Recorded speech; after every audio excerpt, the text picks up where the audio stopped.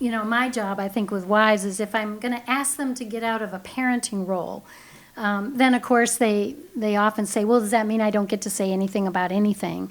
And to your point, it's like, no, that's not what we're saying. I'm just saying that if there's something that is concerning to you, or you're creating fear out of the fact you've noticed your spouse is not engaged as much as you would like him to be, that you learn how to use that language of talking about what you're feeling and what you're thinking and what you're needing. So it's back to all of those layers of the iceberg, as we've talked about around here before.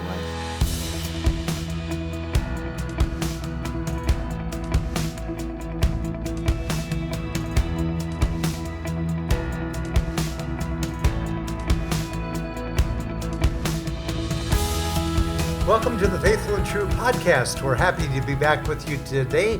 As promised, last week we had Deb Laaser, our founder and co-founder and director of Faithful and True, with us. Welcome back. Thank you. So happy to have you with us. I love being here. Oh, we love having you. And of course, our host, Dr. Greg Miller. How are you today, Greg? I'm doing well. Oh, I'm so glad you changed shirts. So we were joking about that before because I hadn't changed my shirt yet. I haven't either. So yeah, that's quite all sorry right. That. We're taking all your fashion comments and tips at info@faithfulandtrue.com. We are back today because you really got on a roll last time talking about what the wife can do to be most helpful in her husband's recovery. Right. And we are going to continue that conversation. And I feel like the best way to start this podcast is simply to acknowledge the complexity of it. And sometimes it is difficult to know how to be helpful. And we do bring some additional energy, and the more pain we are in, the more chaos we're experiencing, the more challenging it is to be helpful. And my guess is you do hear from wives in the early days that they do want to be helpful, and they have all these other things going on that make it challenging for them to know how to be helpful or even to stay committed to being helpful. Mm-hmm. So my first question to you today would be, would husbands find it helpful if the wives did the same thing they were asking their husbands to do? Mm-hmm. In other words, is it helpful to them to know that a wife is also in her own counseling process, or maybe committed to coming to her own intensive or doing her own reading about things, just as she is hoping he will do? Absolutely. And we hear those stories, those comments where a wife will say, this is your issue, you need to figure it out, let me know when you're done. And one of the things that we would say is the pain that betrayal creates is so significant that it is difficult for anyone, maybe no one, to manage that on their own. So even for a wife to recognize the intense pain and be open to finding support can be very helpful for a husband. Right. And I would add that here at Faithful and True, this is not about making her responsible for what he did, or that she has just as much junk to look at as he does. I mean, our intent here on the front end is to give her the support for a very painful journey. And knowing that, one of the ways I think that's helpful is if we can offload some of our emotions with other safe people and counseling or a group, we're able to talk more safely with our spouse, which is then going to be more helpful, I think, on the other end. So generally when I hear a wife kind of complaining about either what he hasn't done yet or what she thinks he ought to do, I ask her also if she'd be willing to maybe do what she wants him to do, because I often find that those two things go together. The thing we want the other person to do is most likely something we could use for ourselves too.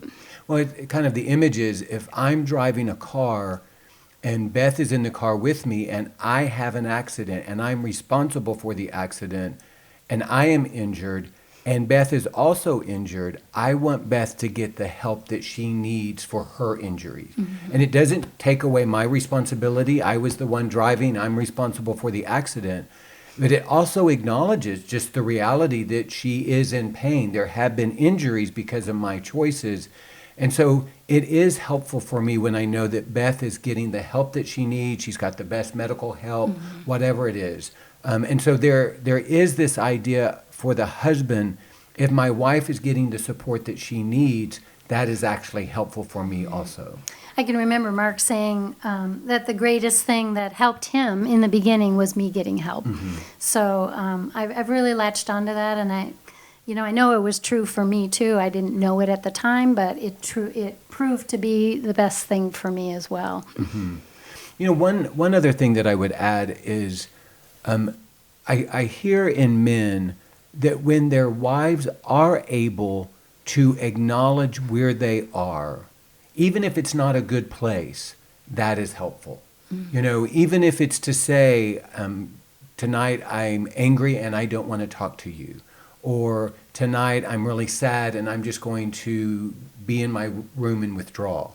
That acknowledgement in some way is helpful, and it validates the reality that he is experiencing. And it's not about engaging the relationship. It's not about trying to force a conversation.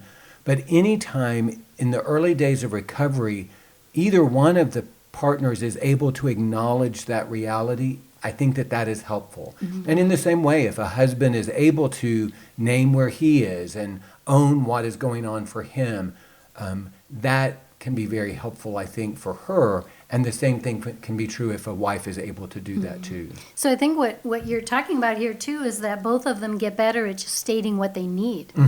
And so if she needs a night away, or she needs not to talk about something for a while, or she needs to sleep in a separate bedroom, she just states that. And like you say, that's so much easier than oftentimes our old ways of coping with this kind of pain would be just to disappear for a while, or to be all irritable until somebody's so sick and tired of you, they get away from you and you get the space you want.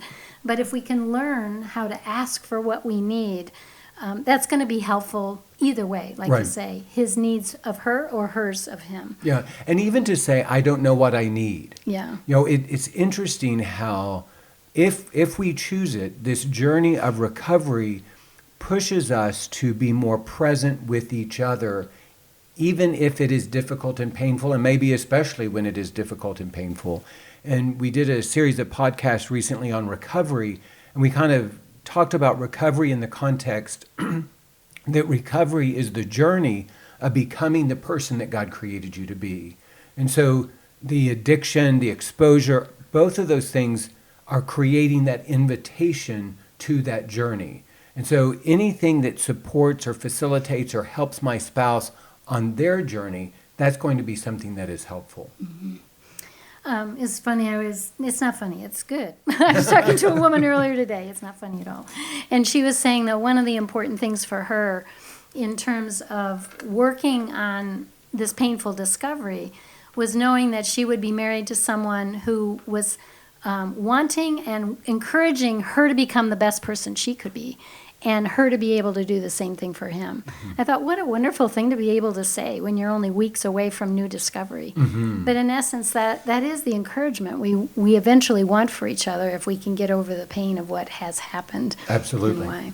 Well, we've been talking about, what's helpful in the early days, and for the most part, that continues. Is there anything that you're aware of that spouses might be mindful of, let's say, 9 months into the journey? Is there something at that point that maybe they have more capacity or more clarity that can start to become helpful that they can do for their spouse? I'm for some reason I'm thinking more. I have two things that fall on the not helpful side. Okay. I don't mean to be negative. No, but no, maybe no. That's a good place to start. That's where my head is. Yeah. I'll start with those. The one thing that I hear a fair amount that I'm trying to help women change, because I think it will be more helpful, is when they get too involved in what their husband is doing, watchful, a watchwoman, so to speak. I noticed you didn't go to your counseling session today. You haven't looked at your Bible for several days. I thought you were going to make an appointment to do this. And, checking in all the time and noticing and pointing out what he hasn't done. It even falls in that category, Randy, like you were talking earlier, of calling and trying to make appointments for him. Right. Which one of the reasons we don't allow that is, again, we want him to take responsibility for that. I call it a parenting role. And I say, oftentimes when we have little ones, we are doing those kinds of things for our children. We're helping them to learn how to do this, how to do that. We're stepping in and we're giving them advice, or we're teaching them about something. But in a marriage, when we get into that role too often, we become more of a parent to our spouse than a partner. And I believe that creates some underlying anger in the other person. So that's what I want you to respond to. Right. Do you think that's true? Absolutely. And just to let you know, one of the things that we teach at the workshop is that each man is responsible for leading his own recovery team. And what that means is I'm going to be proactive, I'm going to be intentional. And what happens is if I'm not leading my team, then someone else is going to identify that vacancy and want to step into that space because a team needs to be led. And so that idea of her taking some responsibility, and we don't like this language, but it can come across as naggy. And my sense is nobody wants to be naggy, either male or female. And it can also have a sense of desperation. And the desperation can be valid. And if it translates into naggy, the desperation is lost. And so it makes perfect sense for a wife if you don't see her husband doing things, if she doesn't see him following through with commitments and reaching out for help, that a certain amount of desperation gets stirred up, which is valid, and that can get lost in the energy of nagging. And so we're back to stating needs, approaching the topic, not ignoring the topic, but doing it in a way that is more about truth and less about fear. Does that make sense? Yes, and so, my job, I think, with wives is if I'm going to ask them to get out of a parenting role, then, of course, they often say, well, does that mean I don't get to say anything about anything? And to your point, it's like, no, that's not what we're saying.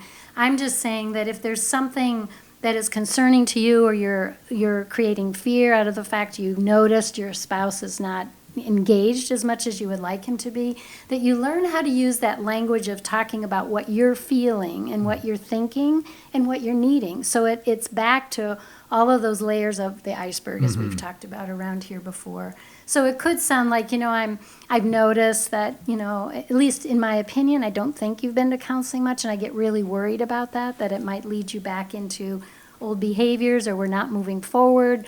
And so, I'd love it if I knew that you had some consistent counseling going on in your life.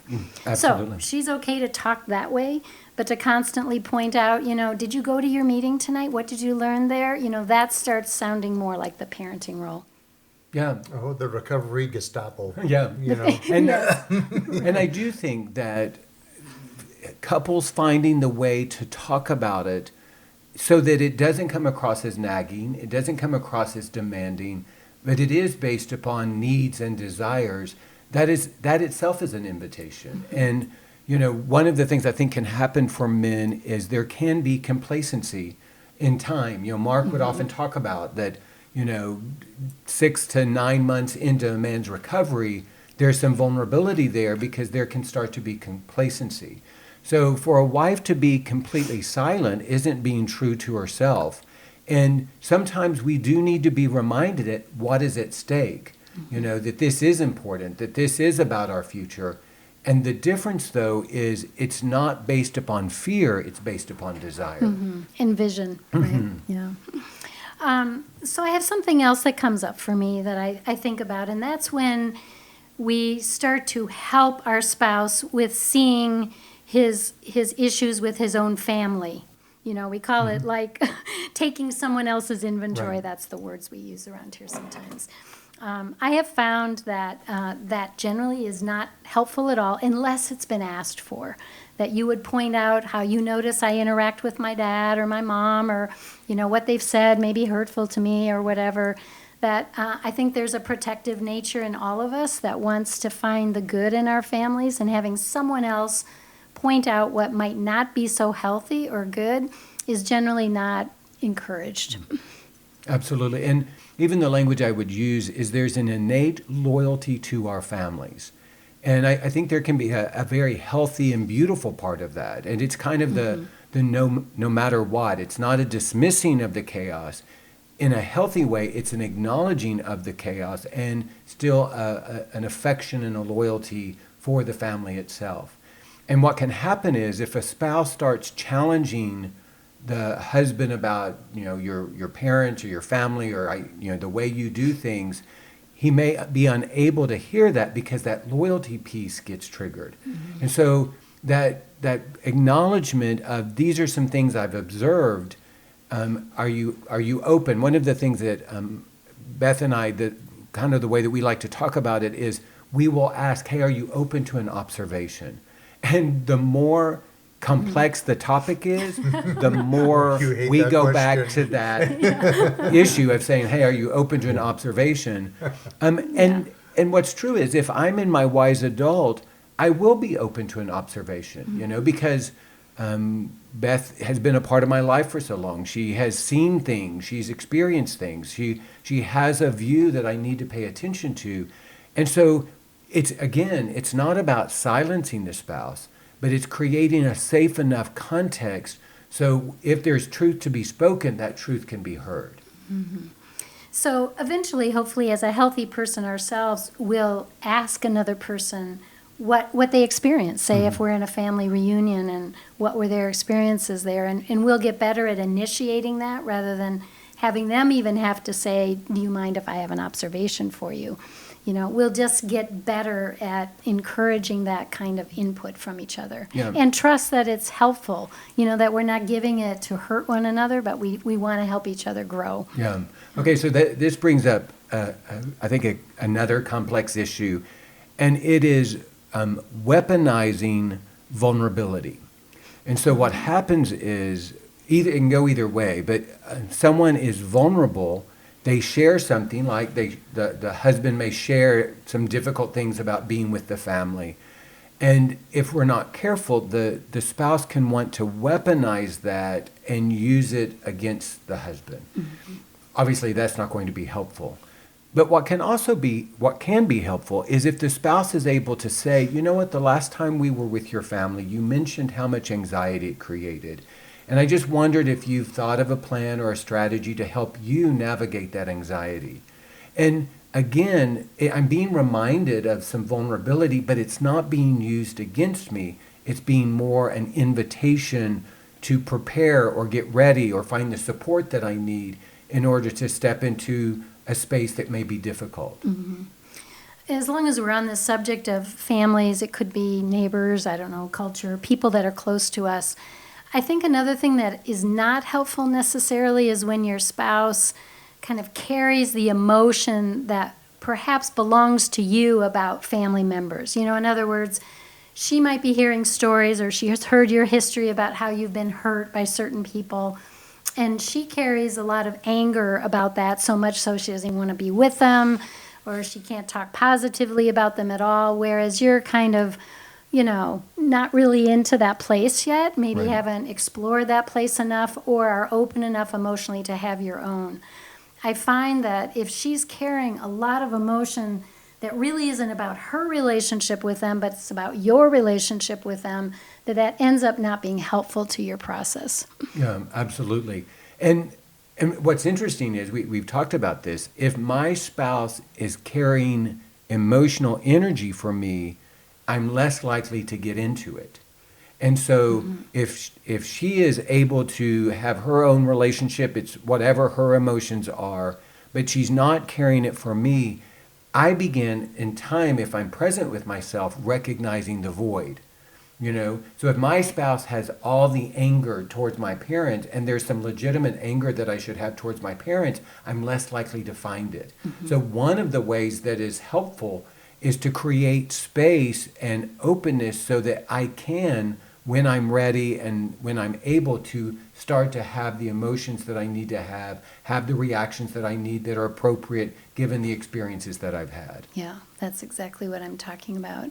So that takes some time usually to get that sorted out, even to notice that, gosh, I have more anger about this than he does. Mm-hmm. And why is that? So we often talk about that's kind of a natural progression of things, and how to handle that so that you can be appropriately distant with your emotions and allow that space for you to have your own.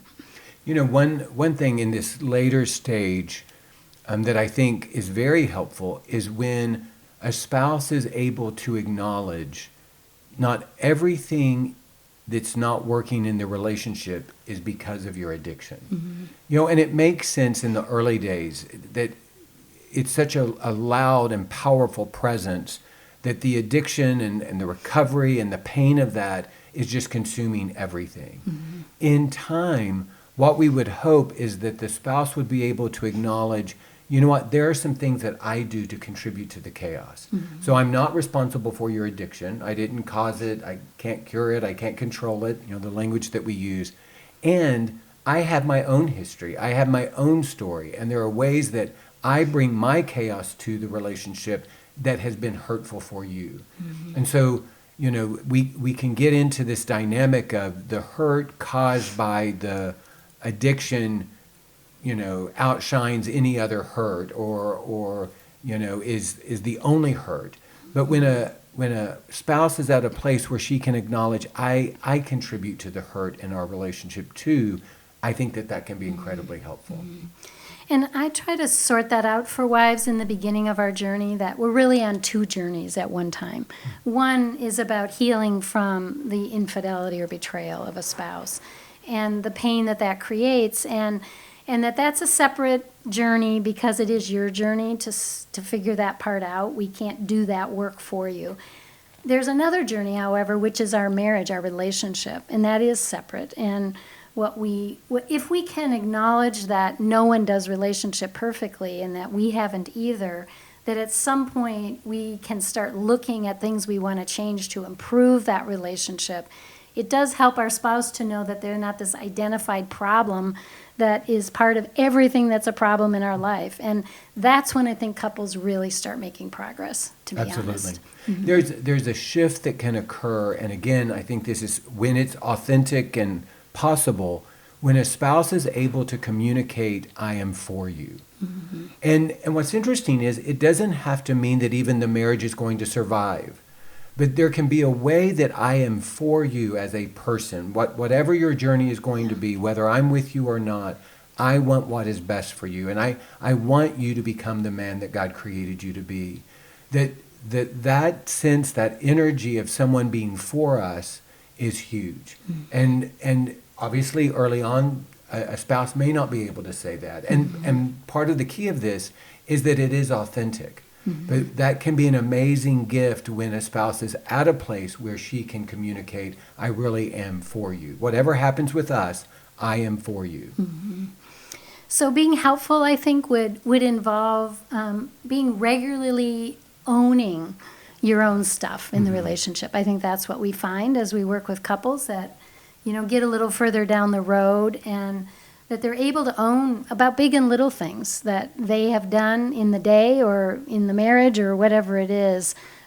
It does start to level the playing field, so to speak, so that we become allies in growing this relationship, and that one person isn't better or more wounded or more something that doesn't make us equal partners in this journey. Yeah.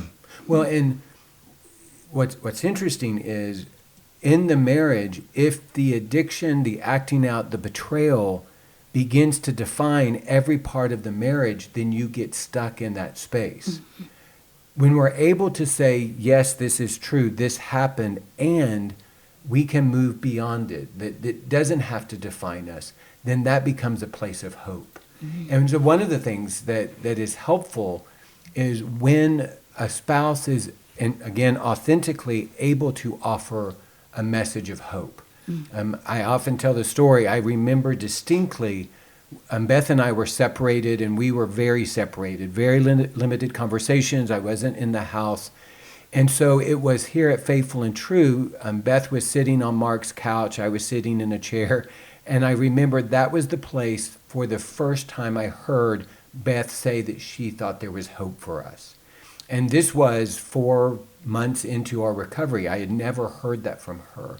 And that was just a very powerful moment.